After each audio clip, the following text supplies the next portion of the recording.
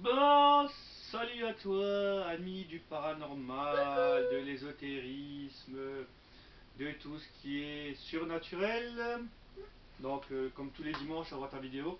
Cette fois-ci, ce sera une vidéo, tu t'en doutes si je fais une introduction comme ça, que ça va parler d'ésotérisme, forcément.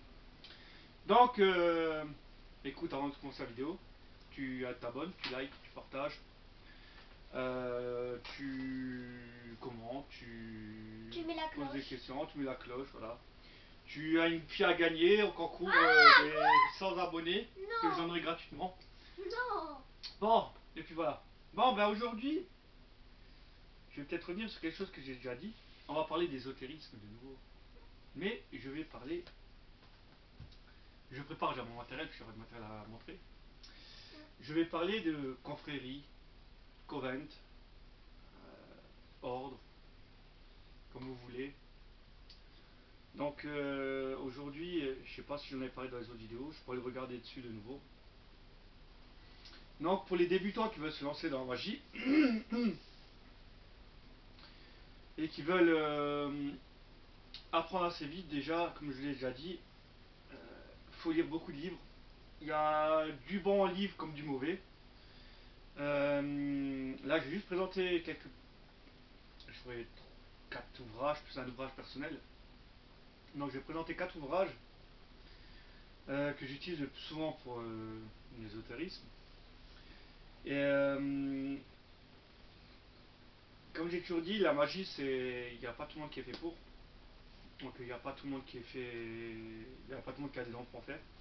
Ensuite, quand tu veux te lancer dans la magie et que tu as un don, euh, moi je conseillerais de t'entourer de personnes qui pratiquent pour t'améliorer, pour t'aider à évoluer et pour apprendre beaucoup plus vite des choses que tu ne trouverais pas forcément sur internet. Alors ce qu'il faut savoir, c'est que moi quand je suis entré dans, quand j'ai commencé à pratiquer, je ne reviendrai pas sur le pourquoi du comment, il y a une vidéo qui explique tout pourquoi je suis entré dans la magie, pourquoi j'ai fait ça. Je suis rentré dans un ordre, une confrérie comme vous voulez, un coven comme vous l'appelez. Bon, moi je préfère appeler ça un ordre. Et cet ordre c'était l'OM. Donc après je vais montrer le livre et je vais dire de quoi cet ordre il parle. Après, des ordres il y en a plusieurs. Faut pas qu'on vous force la main pour entrer quelque part.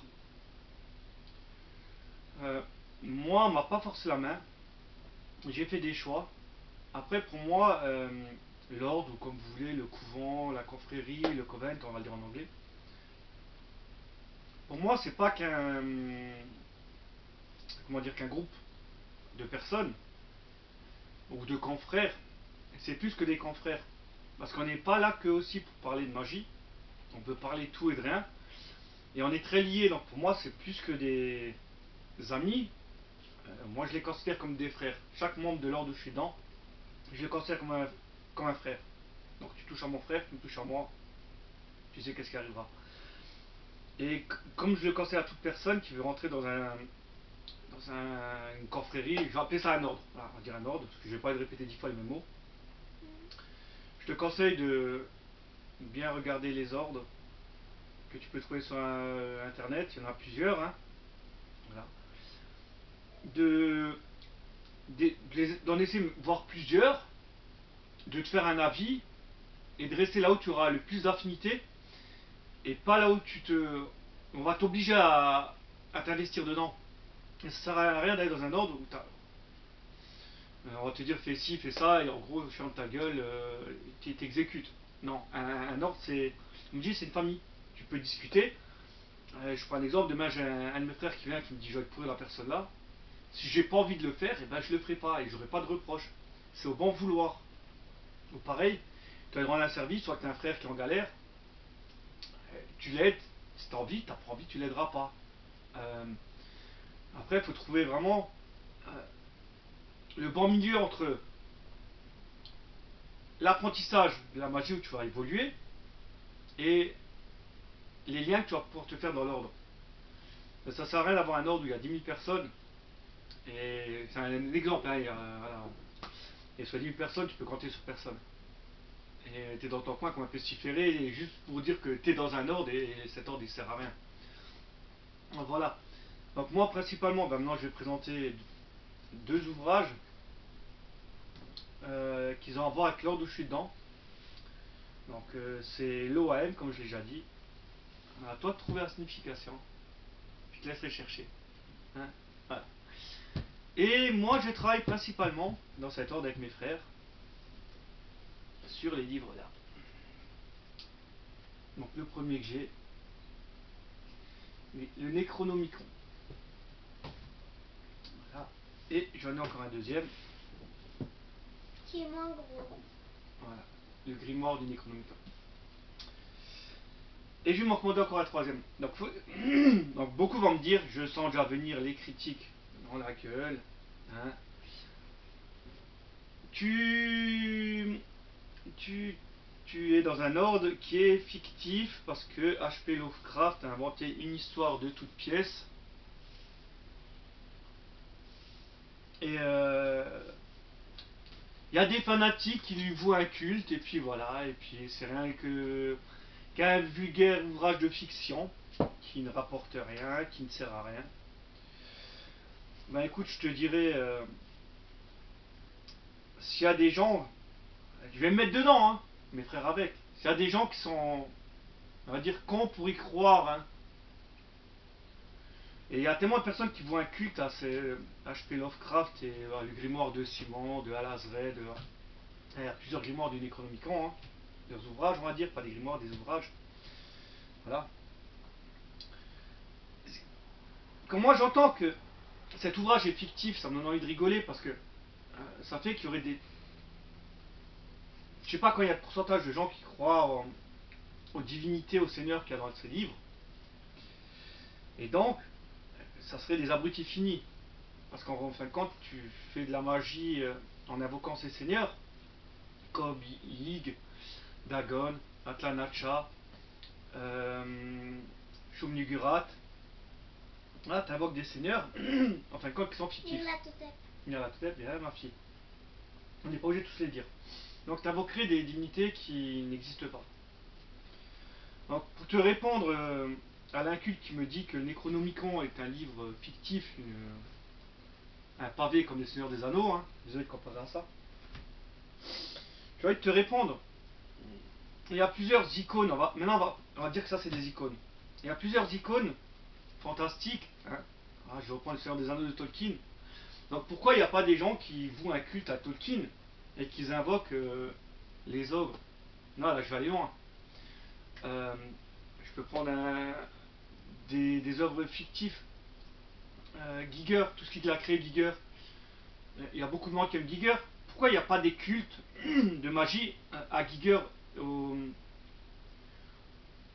sais pas comment on peut les appeler, aux figurines qu'il a créées, c'est pas des figurines, aux dessins qu'il a créés, pourquoi il n'y a pas des cultes là-dessus? Je vais aller encore plus loin, un culte à Predator, voilà, c'est un exemple tout débile. Un culte à Alien, c'est aussi du Giger Alien. Et voilà, alors qu'il y a des gens qui ont fait des cultes de magie sur l'œuvre du Necronomicon. Donc voilà, donc maintenant je vais fermer la parenthèse de là.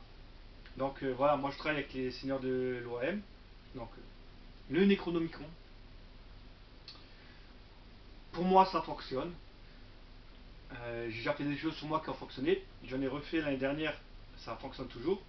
Donc après, t'y crois pas, tant pis. Voilà, je vais pas polémiquer une heure sur un sujet là-dessus. Donc voilà les deux bouquins, principalement, que je conseille.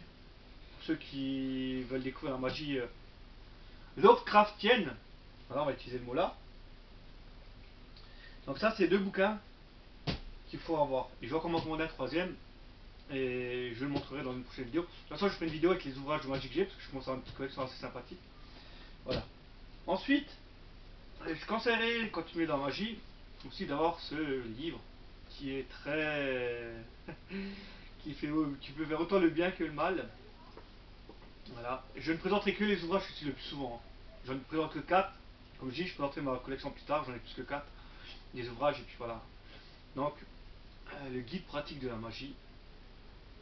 Donc, je te le conseille aussi. Voilà. Tu peux faire, comme dit, le bien, le mal. Tu peux apprendre beaucoup de rites sympathique. Après, le livre il commence vraiment à être. Endommagé? De quoi? Endommagé? Non, non, endommagé, non, il est comme. C'est pas grave. Le livre commence vraiment aussi à être plus trop courant, donc je te conseille de te dépêcher de le trouver à un bon prix. Voilà, avant qu'il prenne des codes comme certains livres de magie qui prennent une cote pas possible. Et ça sert à rien de payer 200 000 balles un livre de magie. Hein. Voilà. Et le dernier que je conseille, un classique, hein, Polluant. Voilà. Le grille pratique de la sorcellerie. Donc je pense que tout est dit là-dedans. Tu envie de faire des sorts, eh ben, il t'explique tout. Voilà. Et t'as les cycles, t'as les, voilà, t'as les cycles lunaires, ils t'apprennent comment faire des baguettes, des produits. En bref, ils t'expliquent tout dedans, des incantations, donc je te le conseille. Voilà, le guide pratique de la sorcellerie de Polluant. Tu peux encore le trouver à bon prix, mais aussi c'est un livre que je te conseille de te dépêcher d'avoir sous la main.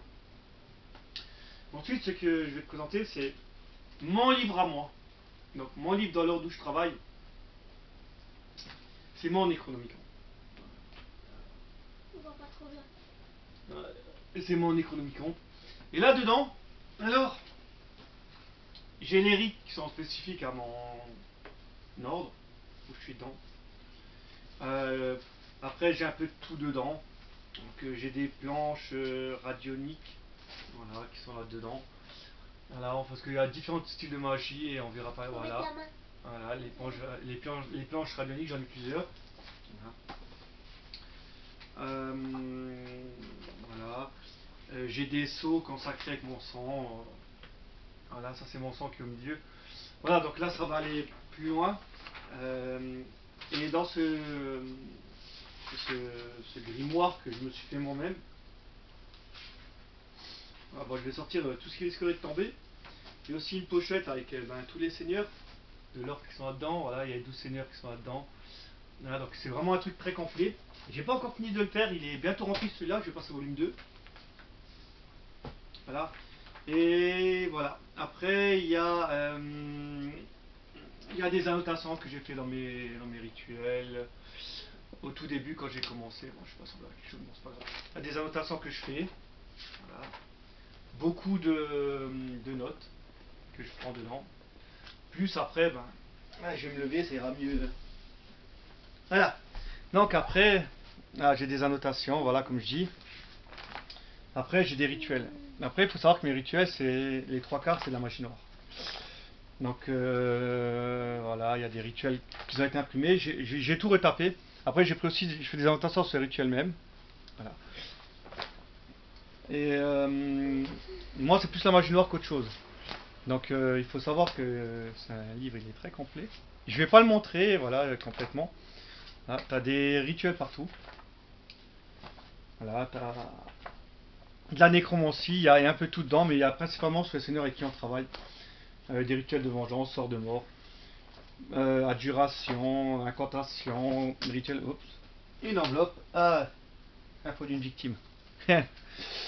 Rituel d'éducation à Shunugara, toi, c'est mon seigneur. Des sigils, il y a dedans, des rituels de changement, bref. Il y a tout ce qu'il te faut dedans, même les préparations de poupées vaudou. Plus après, j'ai de la magie blanche derrière. Faut mettre. Oh, il est trop beau.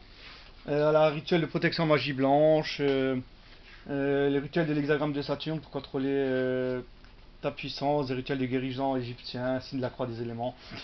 Les substituts quand tu peux pas avoir certaines choses que tu trouvais dans les livres et que tu peux remplacer, des envoûtements et tout ça. Bon, bref. Donc après, ça c'est un livre qui est spécifique à mon ordre, qui n'est pas partagé, qui est personnel,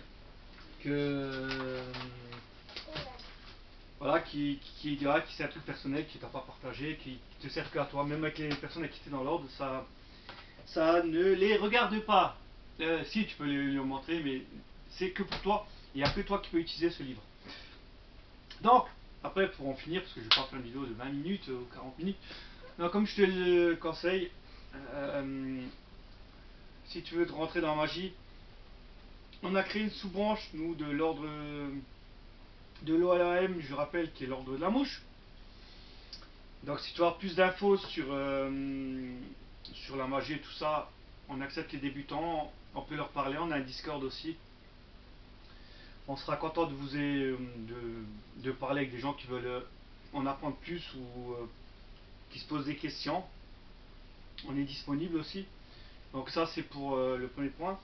Le deuxième point que je vais juste souligner, et là je viserai une certaine personne qui verra cette vidéo. Parce que il y a des gens qui sont tellement bêtes en magie. Je vais juste leur apprendre une chose. Quand vous voulez attaquer quelqu'un en magie, essayez de trouver quelqu'un qui a déjà un semblant d'intelligence, juste dans la tête, pas un poids chiche, et qui vous attaque pas avec des seigneurs que vous travaillez avec. Parce qu'il faut savoir qu'une personne qui va se lancer dans la sorcellerie ou dans la magie, comme vous voulez, qui va attaquer une personne alors qu'elle n'a aucune affinité, qu'elle n'a pas signé un pacte, parce que comme je signe un pacte 200, dans l'ordre où je suis, avec mes seigneurs, mes divinités, voilà. Une personne qui va vous attaquer avec un seigneur que vous utilisez, pas que vous utilisez, que vous incantez assez souvent, ça n'aura aucun effet sur la personne que vous visez. Bon, ça c'est pour le bebeu de base. J'ai juste à préciser, je vise une personne, tu te reconnaîtras, t'écoutes, t'es fini à piste, hein, je peux pas t'aider plus. Mais sache qu'on a vu des choses, sache qu'on sait ce que tu fais, et sache que ça marchera pas. Voilà ce que j'allais dire, je referme la parenthèse. Donc voilà, pour les teubés. Donc il faut savoir que plus tu pratiques avec les seigneurs, moins les gens auront de chances de t'attaquer avec ceci. Et de toute façon, les seigneurs avec qui tu travailles et qui donnent des offrandes et tout ça, ils ne pourront pas t'attaquer avec. Donc je vais fermer la parenthèse. Donc si tu as besoin de questions, on a un Discord, on est là tous les vendredis soirs, on peut te parler, te répondre à tes questions. La prochaine vidéo, je ne sais pas quel sujet ça sera, je n'ai pas eu de m'en lancer parce qu'à chaque fois je me plante en ce moment, parce que j'ai beaucoup de choses en tête, beaucoup de projets. Donc écoute, tu verras la semaine prochaine de quoi ça parlera. Je te remercie d'avoir regardé cette vidéo. Et puis si tu as des questions, tu peux demander sous la vidéo, je répondrai. En commentaire. Tu peux envoyer à ma fille, elle répondra par SMS, ça t'enverra un pigeon voyageur. Hey, et puis voilà. Sur ce, écoute, moi je te remercie, je te souhaite un bon week-end. Et je te dirai ciao, bye bye, et bonne bourre.